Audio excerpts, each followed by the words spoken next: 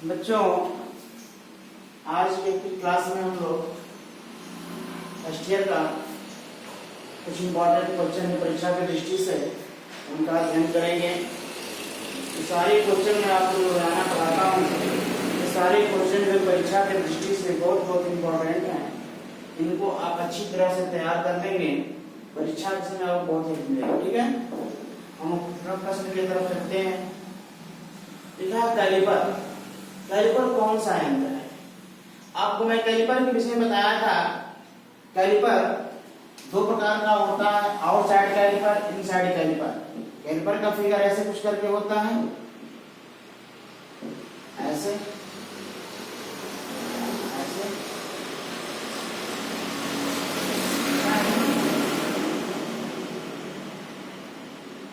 Caliper का figure कुछ इस प्रकार का होता है। इसको हम बोलते हैं आउटसाइड कैलिपर, इनसाइड कैलिपर। इसी जब टांग अंदर की तरफ मोड़ दी जाएंगी, इसको इस प्रकार कर दिया जाए, इसको ऐसे कर दिया जाएगा, इनको अंदर की तरफ ऐसे मोड़ देंगे हम लोग। तो यह इनसाइड कैलिपर या आउटसाइड कैलिपर होता है। आउट साइड कैलिपर या इनसाइड कैलिपर होता है। यह कैलिपर इनसाइड कैलिपर होता है। आंतरिक माप लेने के लिए इसका प्रयोग किया जाता है, इसको बाहरी माप लेने के लिए प्रयोग किया जाता है। कैलिपर एक मापक यंत्र है, लेकिन मापक यंत्र है तो किस प्रकार का मापक यंत्र है मैं बताया हूँ। एक मापक है एक प्रत्यक्ष माप होता है, एक अप्रत्यक्ष माप होता है। प्रत्यक्ष माप में मैं बताया था, किसी एक ही मापक यंत्र द्वारा मापा गया माप जो है मान्य हो जाता है, उसको प्रत्यक्ष माप कहते हैं। और इसमें जो अप्रत्यक्ष माप में बताया था, किसी मापक यंत्र द्वारा मापा गया माप फिर इसको किसी दूसरे मापक यंत्र द्वारा मापने के बाद मान्य होता है, इसलिए तब उसको क्या बोलते हैं? अप्रत्यक्ष माप कहते हैं। जो कैलिपर होता है यह एक अप्रत्यक्ष माप है। क्यों, कौन सा माप है? मापक यंत्र अप्रत्यक्ष मापक यंत्र है। जो कैलिपर है मापक यंत्र है, लेकिन मापक यंत्र किस प्रकार का मापक यंत्र है? अप्रत्यक्ष मापक यंत्र है। इसके द्वारा जो लिया गया माप होता है उसको फिर उस माप को स्केल द्वारा मापने के बाद मान्य होता है। यानी उस जाल की मोटाई कितनी है, जाल का आंतरिक व्यास कितना है, यह माप करने के लिए इसको आंतरिक माप ले सकते हैं, बाहरी माप ले लेंगे। माप लेने के बाद इनके दोनों सिरों से स्केल की दूरी ले लेते हैं। तो स्केल की दूरी होती है, स्केल पे माप आता हुआ हमारा माप हो जाता है। यानी इसके द्वारा जो माप लिया जाता है मान्य नहीं होता, फिर उस माप को हम स्केल द्वारा मापते हैं, स्केल पे मापते हैं। स्केल पे मापने के बाद जो माप आता है उसको हम मान्य करते हैं। इसलिए क्या है? अप्रत्यक्ष मापक होता है। जो कैलिपर है क्या है?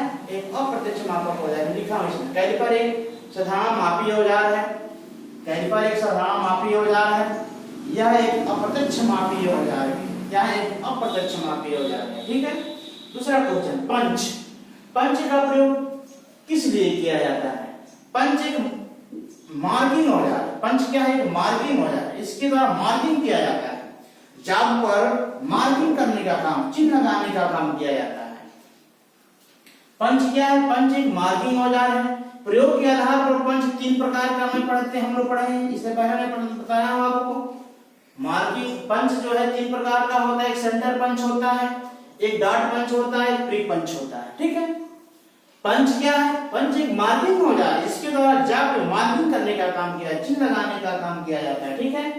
अब पंच प्रयोग के आधार पर पंच तीन प्रकार का हम पढ़ेंगे यहाँ पे।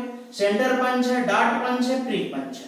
तो सेंटर पंच होता है, उसका मार्किंग पॉइंट जो होता है 90 डिग्री पे होता है। कितने पे होता है? 90 डिग्री पे होता है।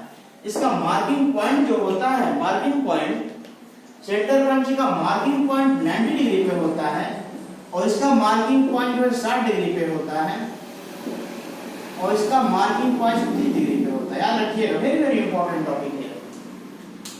सेंटर पंच ये भी चिन्ह लगाने के लिए प्रयोग किया जाता है।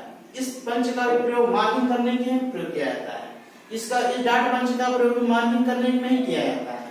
प्री पंच का प्रयोग मार्किंग करने में ही किया जाता है। लेकिन प्रयोग के आधार पर सेंटर पंच है या डॉट पंच है या प्री पंच है। तो सेंटर पंच होता है, इसका प्रयोग जो है सेंटर बनाने केंद्र का निर्धारण करने के लिए किया जाता है। डॉट पंच जो होता है काम किया जाता है। प्रिक पंच का भी प्रयोग जो है जहाँ पे मार्किंग अल्प मार्किंग करने के लिए प्रयोग किया जाता है। देखिए यहाँ पे इसका मार्किंग पॉइंट जो होता है, इसकी धार होती है 90 डिग्री पे होती है, इसकी धार कितने डिग्री पे होती है 60 डिग्री पे होती है, इसकी धार कितनी है 30 डिग्री पे होती है, यानी अल्प बारीक होती है। इसकी जो कटिंग पॉइंट होती है, जो नीचे की धार होती है प्रिक पंच की, वो 30 डिग्री पे होती है, यानी बहुत पतला होता है।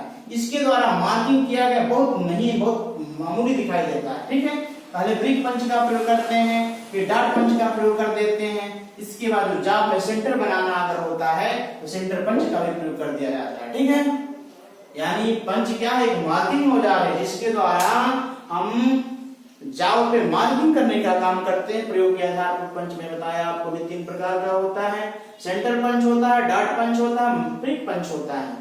तो सेंटर पंच होता है, उसका पॉइंट कितने का होता है 90 डिग्री का होता है। जो डॉट पंच होता है 60 डिग्री का होता है। जो ब्रिक पंच होता है उसका पॉइंट कितने का होता है 30 डिग्री का होता है। ठीक है, अब बी ब्लॉक पढ़ते हैं। ठीक है, बी ब्लॉक किस धातु के बनाए जाते हैं। बी ब्लॉक जो होता है कार्बन स्टील या कास्ट आयरन का बना होता है। बी ब्लॉक जो है बी ब्लॉक कार्बन स्टील या कास्ट आयरन का बना होता है। बी ब्लॉक का आपको फिगर वर्कशॉप में देखे होंगे, कुछ इस प्रकार का होता है बी ब्लॉक।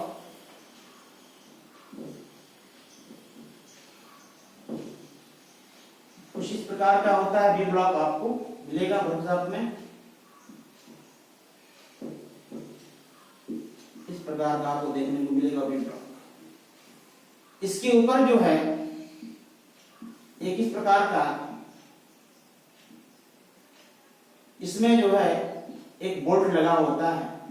इस बोल्ट को यहां से कसते हैं हम लोग, यह बोल्ट आके इसमें क्या करता है, प्रेशर दबाता है। यानी बी ब्लॉक जो होता है, बी ब्लॉक यहाँ पे कोई भी जाब बेलनाकार यानी गोलाकार जाब होता है। गोलाकार जाब को पकड़ने के लिए बी ब्लॉक का प्रयोग किया जाता है। ठीक है, लिखा है बी ब्लॉक किस धातु से बनाया जाता है। बी ब्लॉक कार्बन स्टील या कास्ट आयरन का बना होता है। बी ब्लॉक का प्रयोग किस लिए किया जाता है। लिखा बी ब्लॉक किसी गोलाकार जाब की मार्किंग, किसी गोलाकार जाब दिया हो, गोलाकार कोई वस्तु है उस पे मार्किंग करना हो या उस पे मशीनिंग करना हो, इस पे कुछ काम करना हो, उस समय जो है इस गोलाकार जाब को पकड़ने के लिए बी ब्लॉक का प्रयोग किया जाता है। बी ब्लॉक इसमें जाब क्या पकड़ जाता है, ऊपर वाला जो होल्डर होता है, ऊपर वाला जो स्पंडल होता है, इसको क्या करते हैं, दबा देता है। इसके बाद जो वस्तु होती है, जो जाब होता है, उसमें मार्किंग करना हो तो मार्किंग करते हैं, ऐसे मशीनिंग का काम करना मशीनिंग का काम किया जाता है। ठीक है, यानी जो बी ब्लॉक होता है किस धातु का बना होता है, कार्बन स्टील या कास्ट आयरन का बना होता है। जो बी ब्लॉक का प्रयोग किस लिए किया जाता है, किसी गोलाकार जाब की मार्किंग और मशीनिंग कार्य करने के लिए उसे पकड़ने की आवश्यकता होती है, इसलिए उसको बी ब्लॉक में क्या बी ब्लॉक का प्रयोग किया जाता है। किसी गोलाकार वस्तु, किसी गोलाकार जाब, गोलाकार कोई वस्तु हो, गोलाकार कोई जाब है, उसको पकड़ने के लिए हम बी ब्लॉक का प्रयोग करते हैं। बी ब्लॉक में पकड़ने के बाद हम उस गोलाकार वस्तु पर मशीनिंग का काम या मार्किंग का काम कर सकते हैं। ठीक है, अब तो स्टील रूल। स्टील रूल किस धातु की बनी होती है। स्टील रूल हम जानते हैं स्केल, स्टील की जो स्केल बनी होती है वर्कशॉप में मिलती है, आपको देखे हैं मिलीमीटर, सेंटीमीटर, इंच के निशान बने होते हैं।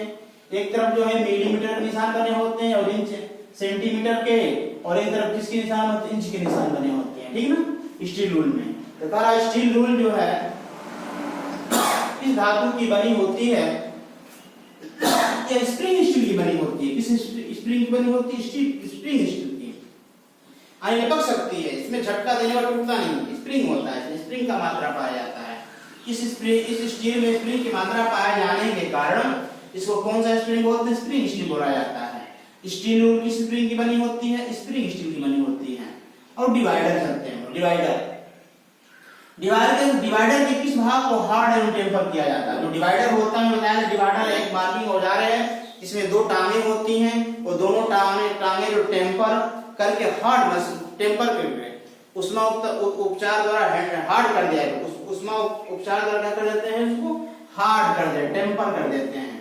जब टेम्पर कर देते हैं तो हार्ड एंड टेम्पर किया जाता है। क्यों भाई, डिवाइडर के दोनों टांग, दोनों पॉइंट मैंने दोनों जो टांग बताया अभी आपको बताया ना, ये दोनों टांगों को क्या कर देते हैं इसमें, यह दो प्रकार का होता है डिवाइडर, एक स्प्रिंग वाला होता है, एक एडजस्टेबल होता है, एक स्प्रिंग वाला होता है, एक सिंपल होता है। जो सिंपल स्प्रिंग होता है, जो सिंपल डिवाइडर होता है, वहां उसमें यहाँ पे स्प्रिंग नहीं लगा होता है। जो स्प्रिंग वाला डिवाइडर होता है यहाँ पे स्प्रिंग लगा होता है, तो अपने माप के अनुसार क्या कर एडजस्ट कर सकते हैं, ठीक है। डिवाइडर के किस भाग को हार्ड एंड टेम्पर किया जाता है, डिवाइडर के दोनों पॉइंट को, दोनों टांगों को क्या कर देते हैं, हार्ड एंड टेम्पर किया जाता है। डेटांगा के विषय में जानते हो, प्रकार के विषय में जानते होंगे आप, उसी को डिवाइडर के नाम से जानते हैं। डिवाइडर किस धातु की बनी होती है, डिवाइडर के किस भाग को हार्ड एंड टेम्पर किया जाता है, डिवाइडर किस भाग को, किस पॉइंट को हार्ड एंड टेम्पर करते हैं, डिवाइडर की दोनों टांगे होती हैं उन्हीं को हार्ड एंड टेम्पर किया जाता है। देखा, डिवाइडर के दोनों पॉइंट को क्या कर देते हैं, हार्ड एंड टेम्पर किया जाता है। मार्किंग ऑफ टेबल किस धातु की बनी होती है, वर्कशॉप में जाएंगे तो मार्किंग टेबल दिएगा आपको, तो मार्किंग टेबल होता है, उसी को बोलते हैं marking of table. Marking of table किस धातु की बनी होती है, तो ढलवा लोहे का बना होता है। जो मार्किंग टेबल होता है, वर्कशॉप में जाएंगे तो किसी भी जॉब को उस पर रख करके मार्किंग करने का काम किया जाता है, इसलिए उसको क्या बोलते हैं, मार्किंग टेबल कहा जाता है। वर्कशॉप में किसी भी जॉब को, किसी भी वस्तु को उस पर रख करके मार्किंग करने का काम किया जाता है, उस टेबल पर रखकर मार्किंग किया जाता है उस जॉब पर, इसलिए उसको क्या बोलते हैं, मार्किंग टेबल कहा जाता है। वर्कशॉप के अंदर जॉब को टेबल पर रख करके मार्किंग करने के काम करने की वजह से इस टेबल को क्या बोलते हैं, मार्किंग टेबल कहा जाता है, मार्किंग ऑफ टेबल कहा जाता है। तो किस धातु की बनी होती है, ढलवा लोहे का बना होता है। इसके किनारे चारों तरफ जो टेबल होती है, इसकी चारों तरफ की किनारे 90 डिग्री पे होती है। कितने डिग्री पे होती है, 90 डिग्री पे होती है। और यह सतह जो इसकी होती है क्या मतलब सरफेस चिकनी होती है, क्या होती है, उसकी ऊपरी सतह क्या होती है, शुद्धता के साथ मशीनिंग की होती है, एकदम चिकनी होती है, राइट। अब डिवाइडर किस धातु की बनी होती है, डिवाइडर जो होता है माइल्ड स्टील का बना होता है। डिवाइडर की दोनों टांगें हार्ड एंड टेम्पर की जाती हैं, तो डिवाइडर होता है किस धातु की बनी होती है, माइल्ड स्टील का बना होता है। किसका बना होता है, माइल्ड स्टील का बना होता है डिवाइडर। अब हम पढ़ते हैं हम लोग, डिवाइडर का अल्प माप कितना होगा, डिवाइडर के दोनों टांगों को आपस में सटा देंगे, इसके बीच अल्प दूरी कितनी हो जाती है, 0.5 मिलीमीटर की हो जाती है। डिवाइडर की जब दोनों टांगों को आपस में सटाएंगे तो आपस में सट, यहाँ ऊपर वाला पोर्शन सट जाता है, नीचे वाला पोर्शन सटता नहीं है, यानी इनके बीच में गैप कितने का हो जाता है, 0.5 mm का गैप हो जाता है। पहले का डिवाइडर का अल्प माप क्या होता है, डिवाइडर का अल्प माप 0.5 mm का होता है, ठीक है। बॉल पिन हैमर, हैमर का प्रयोग जानते हैं, वर्कशॉप में चोट लगाने के लिए किया जाता है, बल लगाने के लिए किया जाता है, भार का प्रहार करने के लिए किया जाता है। अगर बॉल पिन हैमर का भार कितना होता है, बॉल पिन हैमर का भार होता है 0.11 किग्रा से 0.91 किग्रा तक होता है। इसका वेट जो होता है बॉल पिन हैमर का, इसका वेट जो है 0.11 किग्रा से 0.91 किग्रा के बीच होता है, ठीक है।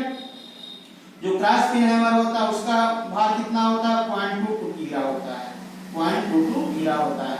बच्चों आज क्लास में हम इतना ही पढ़ेंगे, धन्यवाद।